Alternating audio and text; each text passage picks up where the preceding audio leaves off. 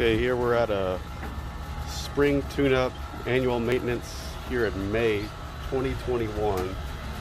Just showing you guys how we take some measurements here.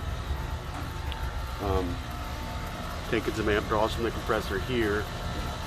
Also, we got our state-of-the-art measuring devices. We're doing pressures there on the left side with those probes and temperature there on the right side. So we're calculating superheat and subcool.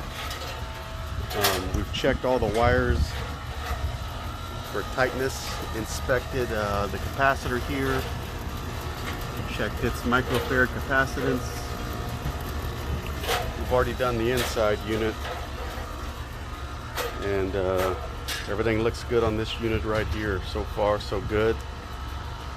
Hopefully I can try to post the live measurements onto this video. It's one of the first times I'm trying to upload that type of measurement onto a YouTube video, so wish me luck. Praise God.